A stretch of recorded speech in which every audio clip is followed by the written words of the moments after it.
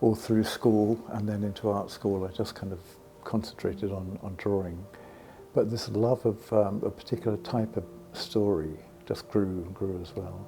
When I discovered Tolkien for the first time when I was 17, it just opened up this whole wonderful world of possibilities of adventure. And then in 1992, I was asked to illustrate the Lord of the Rings for the centenary edition, which was 50 watercolour paintings. And that went quite well, and so I was asked to do The Hobbit, and then I was invited to work on Peter Jackson's films.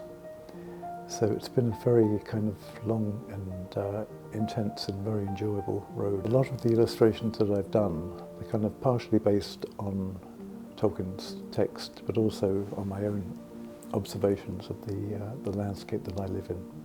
As I read, I just fill the sketchbooks full of little drawings which blossom into bigger ideas. Pencil and charcoal and watercolour are my favourite mediums. The original work was with the Lord of the Rings, the work that he had published in his lifetime. And more recently, it's been work which has been compiled by his son, Christopher. It's going back in time, it's exploring the first and the second age of Middle-earth. So it's a lot of the background to the stories of the Lord of the Rings can be found in these events that happened 2,000 or 3,000 years before. And I've enjoyed that kind of exploration as well.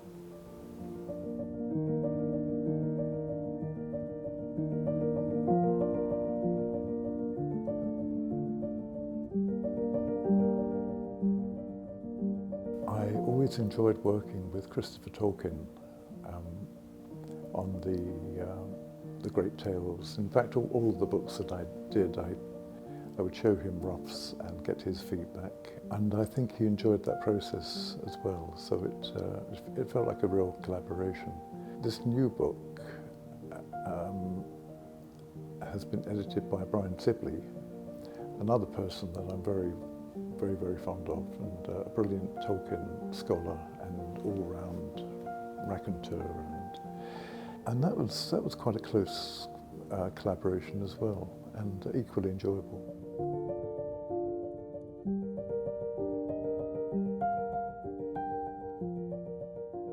I've always loved French music, and in particular Debussy and Ravel.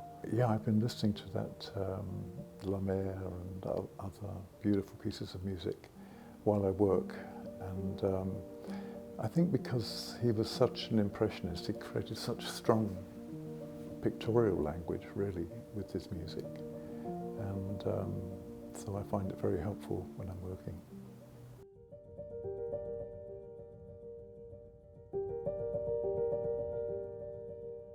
The story of Nina in The Children of Húrin it's a really tragic tale, and at one point she goes mad and she rushes into the forest. She has a terrifying encounter with the dragon, and she tears off her clothes and she just kind of runs wild in the forest and is lost, which is something that happens in medieval myth, but usually it's the male heroes who kind of go mad in the forest. I think I toned it down deliberately, so I had it at the beginning of that process before she'd completely sort of, taken all her clothes off. It just seemed appropriate in the context of the book that I was doing.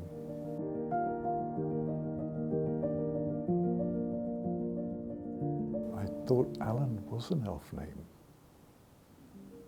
Maybe not.